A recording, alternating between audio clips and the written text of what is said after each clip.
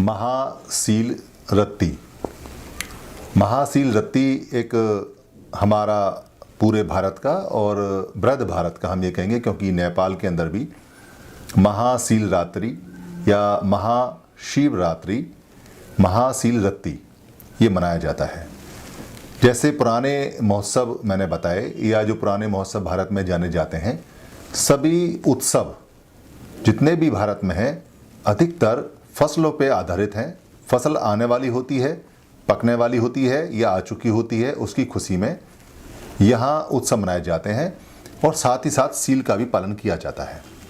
जैसा कि नाम है महासील रत्ती। महा माने होता है पाली में बड़ा, और सील आप जानते हैं कि सील बहुत सारे होते हैं। जो उपासकों के लिए हैं वो 5 सील हैं, भिक्षुओं के लिए 8 सील होते हैं, 10 सील भी होते हैं, 100 सील भी होते हैं, 200 सील भी होते हैं, और जो बड़े भिक्षु होते हैं या उससे ऊपर चले जाते हैं उनके लिए सारे सील मान्य होते हैं। सीलों की किताब है, विनय पिटक में सभी सील दिए हुए हैं। और रत्ती पाली में बोलते हैं रात को, यानी कि सील का जो पालन है, अगर आप ज़्यादा सीलों का, बड़े सीलों का पालन करेंगे रात में, तो उस उत्सव को बोलते हैं महासील रत्ती। महासील रत्ती में जो मनाना होता है उसके लिए जो सामग्री हम आपस में इकट्ठी करते हैं वो सारी की सारी प्राकृतिक है और सारी की सारी बिल्कुल नेचुरल है, जो हमें प्रकृति से प्राप्त होती है। जैसे उस समय यानी इस समय बेर आने वाले होते हैं।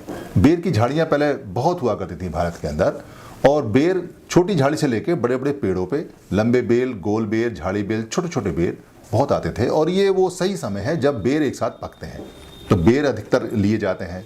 और साथ ही बेल पत्थर, यानी बेल पत्थर भी लगभग पकने को तैयार हैं, उनको देखा जाता था कि वो फसल कैसी है। और इसके साथ जो फसल कच्ची आने वाली है हमारी, उसको तोड़ के देखा जाता था कि उसमें दाने कितने पड़े हैं और उसकी क्या पोजीशन है। ये उसका सामान है। साथ ही एक कमाल की बात यह है, जो हमारे तमोली लोग हैं, तमोली का मतलब है तंबूल से बना हुआ है। तंबूल मतलब पान का पत्ता, यानी जो तमोली लोग हैं वो पान का पत्ता भी उसमें शामिल करते हैं। तो जितने तमोली लोग हैं पाली के हिसाब से, पाली में तमोली का मतलब है पान वाले और तंबूल का मतलब है पान। और साथ ही दीपक, यानी रोशनी के लिए एक दीपक, जैसे अतदीप भव में एक दीपक होता है। और 2 चीज़ें बड़ी खास हैं। एक जो फूल बताए जाते हैं वो धतूरे के फूल। धतूरा जो होता है आप सब जानते होंगे, मगर यहाँ धतूरा वो धतूरा नहीं है, यहाँ धुतांग से मतलब है। धुतांग उसको बोलते हैं जो विपස්සना करने में, साधना करने में जो नियम होते हैं उनको धुतांग बोलते हैं। तो यानी धुतांग के फूल, यानी धुतांग के नियम भी जरूरी हैं। और साथ ही साथ यहाँ जो भांग बताई जाती है, वो भांग शब्द कहीं नहीं है, भांग का मतलब है भंग। भंग जो शब्द है, भंग यानी कि शरीर को भंग करने की अवस्था आनी चाहिए और वो जानकारी होनी चाहिए। पंचान अमृत यानी 5 अमर तत्व।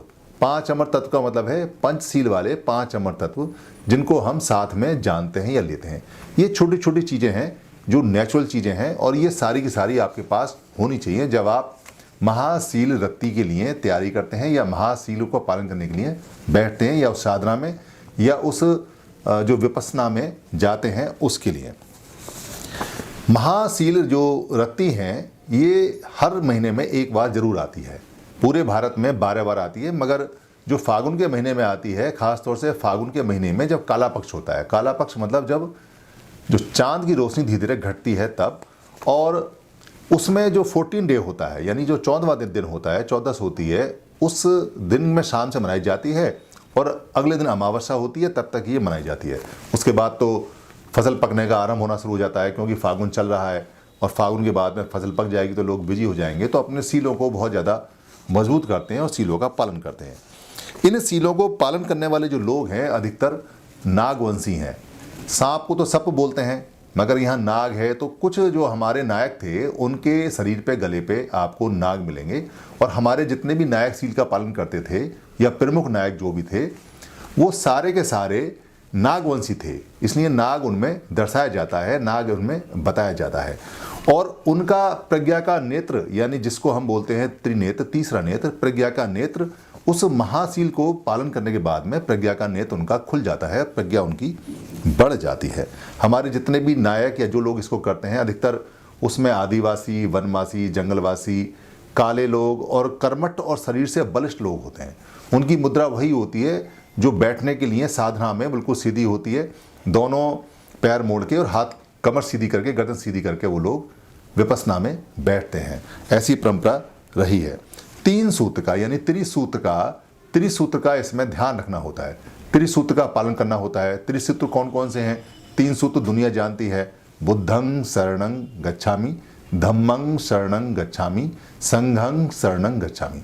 ये हर एक उस नायक को जो महाशील रात्रि में बैठेगा उसको त्रिसूत्र, बाद में इसको त्रिशूल भी कहा, त्रिसूत्र का पालन करना जरूरी है और उसको जानना जरूरी है कि वो त्रिसूत्र 3 सूत्र कौन कौन से हैं।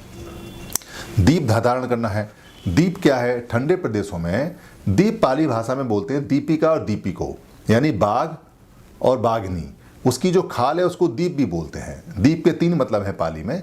एक दीप वो होता है जो पानी के ऊपर टापू होता है, एक दीप वो होता है जिससे रोशनी होती है, और एक दीप वो होती है जो खाल होती है। यहाँ खाल से मतलब भी है क्योंकि खाल नीचे बैठाने के लिए और शरीर पे बांधने के लिए, खासतौर से ठंडे प्रदेशों में, क्योंकि हवाएं चल सकती हैं सुबह शाम में, वो चलती हैं। और तिब्बत के क्षेत्रों में तो अधिकतर ऐसा होता है कि वहाँ बिना खाल के विपश्यना करना मुश्किल होता है।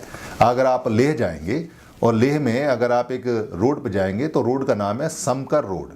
समकर रोड है और वहाँ एक समकर गोम्पा यानी समकर मोनेस्ट्री, समकर बुद्ध विहार भी है। और वहाँ पे एक व्यक्ति बैठे हुए हैं जिन्होंने शेर की खाल यानी शेर की जो दीप है उसको नीचे बिछाया हुआ है और उसको लपेटा हुआ भी है, और वहाँ पे वो विपश्यना की अवस्था में बैठे हुए हैं और शेर पे बैठे हुए हैं। और वहाँ वाटर वर्शिपिंग भी होती है, यानी पानी की पूजा भी होती है। पानी की पूजा को हम समझ सकते हैं क्योंकि वहाँ पे बहुत ज़्यादा शुष्क मौसम होता है, ड्राई होता है, इसलिए वहाँ घरों के अंदर और वहाँ जितने भी गोम्पा होते हैं उनमें पानी ओपन करके रखते हैं ताकि जो ड्राईनेस है वो वेपोराइजेशन होता रहे, पानी का वाष्पीकृत होता रहे और पानी की नमी लगातार बनी रहे।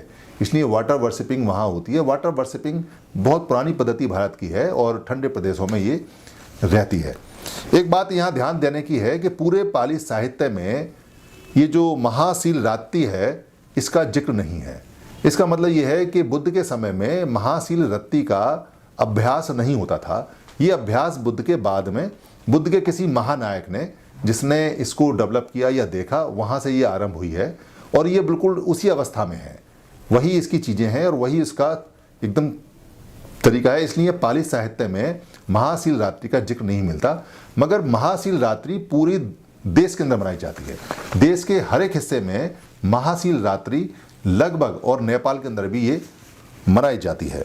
इसमें ध्यान साधना करते हैं और पशुओं के प्रति बहुत ज़्यादा करुणा रखते हैं, इसलिए उनके नायकों को पशुपतिनाथ ही बोलते हैं। और इसमें स्तूपों की पूजा होती है, जिसको आप भी देखेंगे कि जो मिट्टी के या जो ईंटों के या जो पत्थरों के छोटे छोटे लिंग बनाए जाते हैं, स्तूप बोलते हैं।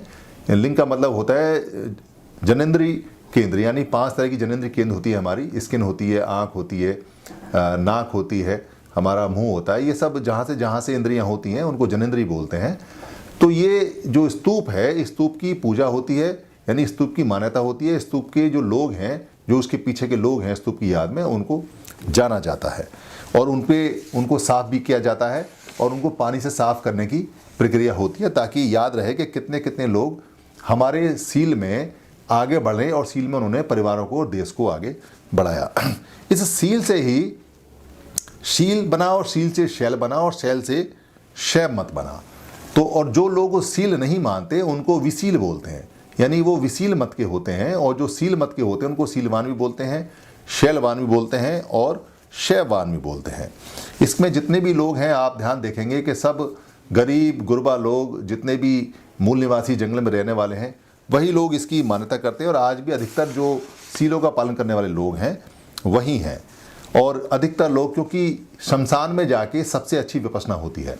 आप अगर सती पट्ठान में जाएंगे, सती पट्ठान देखेंगे बुद्ध का, तो सती पट्ठान में चैप्टर है जिसमें बुद्ध ने शमशान में जाके विपश्यना करने का वर्णन किया हुआ और बताया हुआ है। वहाँ सबसे अच्छी विपश्यना होती है क्योंकि वहाँ शांति बहुत ज़्यादा होती है और इससे बहुत सारी चीज़ें ठीक होती चली जाती हैं। इसलिए आप जो महाशील रात्रि आती है या जो 12 हमारी महाशील रात्रि आती हैं, उनमें सील का अभ्यास कीजिए, विपश्यना कीजिए।